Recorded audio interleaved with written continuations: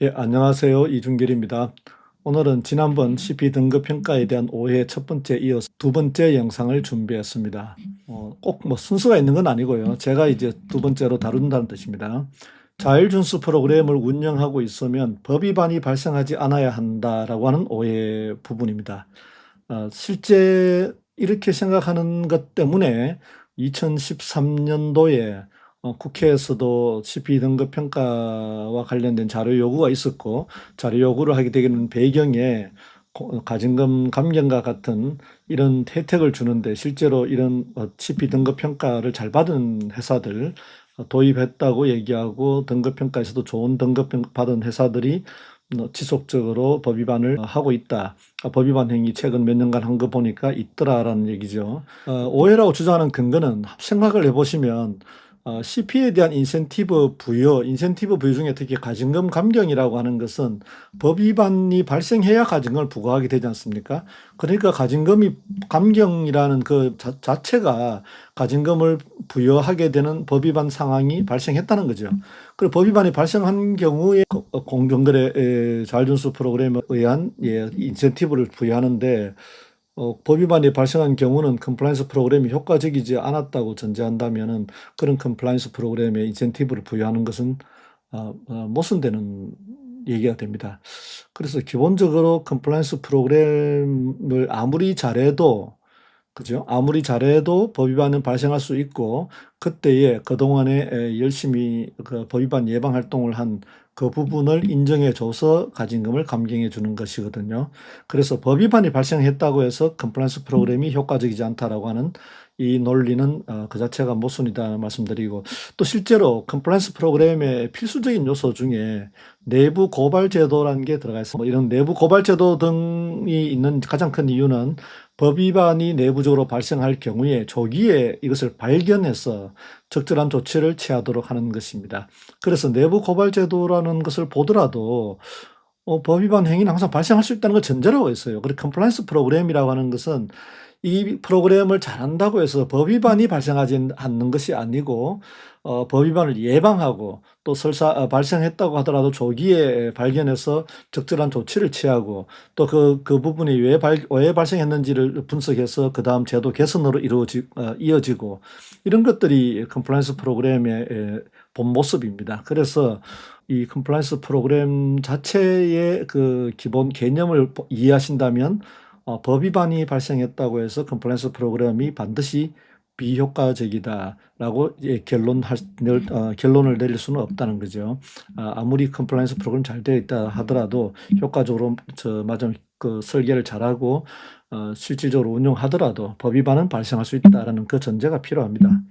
그래서 그 근거로 제가 몇 가지 자료를 제시하는데, 첫 번째는 뭐 아시지만 컴플라이언스 프로그램의 가장 모델이 되고 있는 미국 연방양령 지침에서도 법 위반 발생이 컴플라이언스 프로그램의 비효과성을 의미하지 않는다라고 하는 것을 명백히 규정하고 있고, 이것은 미국 법무부에 제가 자주 소개를 했습니다.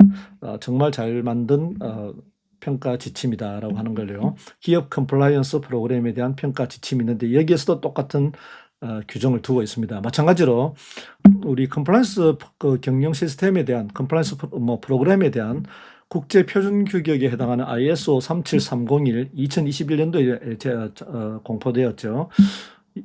여기에도 똑같은 표현이 있습니다. 그래서 그걸 잠깐 보여드리는 걸로 얘기를 마무리하겠습니다. 미국 법무부의 기업 컴플라이언스 프로그램에 대한 평가 지침에 보면 그 기업의 컴플라이언스 프로그램이 실제 작동되었느냐, 실질적으로 작동했느냐라는 질문을 이제 해야 됩니다. 평가를 할 때에. 그때 평가할 때 연방 기소 원칙에 따르면 두 가지 시점을 고려해야 됩니다. 그것이 효과적이고 적절했느냐 할 때에, 그 프로그램이 효과적이고 적절했느냐라고 물을 때에는 두 가지 시점이 있는데, 하나는 법 위반 행위 당시, 그리고 양형을 결정하는 당시, 두 시점에서 다 평가를 해야 되는데, 더 어려운 것은 역시 첫 번째, 위반 행위가 발생했다는 것은 그것이 과연 효과적으로 실질적으로 작동되었을까라는 의문을 갖게 되는 거죠.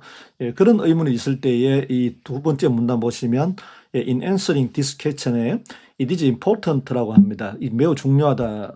뭐 매우란 표현은 제가 강조한 거고요. 중요한 내용이 뭐냐면 그 법 위반 행위가 존재한다는 것이 그 자체로 컴플라이언스 프로그램이 작동하지 않았다거나 또는 효과적이지 않았다라고 하는 것을 의미하는 것은 아니다라고 얘기하고 있습니다. 그러면서 그 뒤에 나오는 것은 연방양령 지침에도 이런 규정이 있다라고 얘기하고 있어요. 아주 자세하게 설명이 되어 있고요.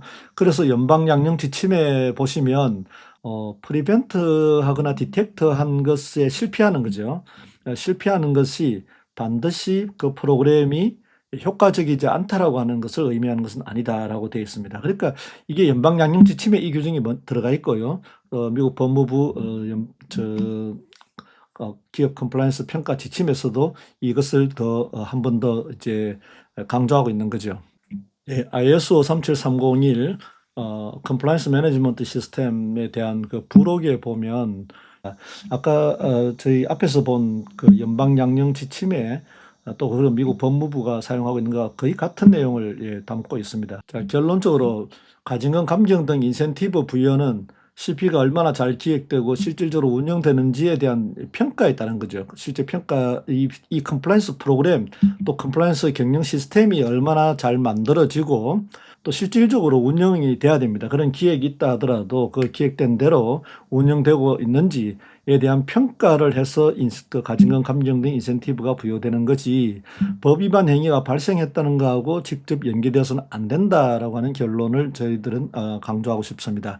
그것이 글로벌 기준에 맞는 거고 컴플라이언스 프로그램에 대한 인센티브 부여 제도의 본질에 맞다고 생각되고요.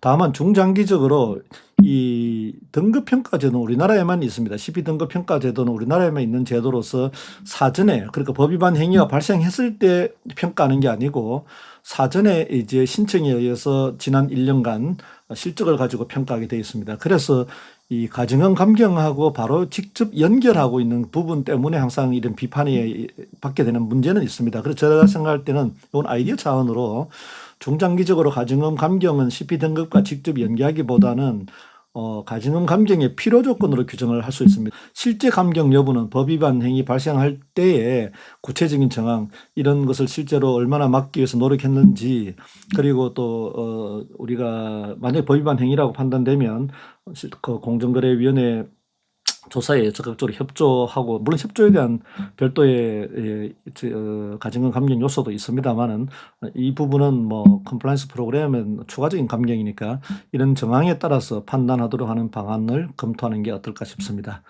미국에서도 이제 보면 미국이나 뭐 다른 미국뿐만 아니라 사실은 컴플라이언스 프로그램에 대한 인센티브 부여하는 제도 갖고 있는 나라에서는 대부분 이런 표현을 이라든가 이런 걸 전제로 하고 있습니다. 그러니까 법 위반 행위가 있다고 해서 반드시 컴플라이언스 프로그램이 효과적이지 않다라고는 평가할 수 없다, 볼 수 없다라고 하는 걸 전제로 하고 있는데 이런 것을 강조한다는 것을 보면 역시 그 나라에서도 비슷한 생각하는 사람이 많다는 겁니다. 그러니까 뭐 그쪽에 미국에 있는 어떤 검사도 자기가 일하면서 법 위반 이렇게 발생했다는 거는 벌써 컴플라이언스 프로그램이 실패한 것 아니냐?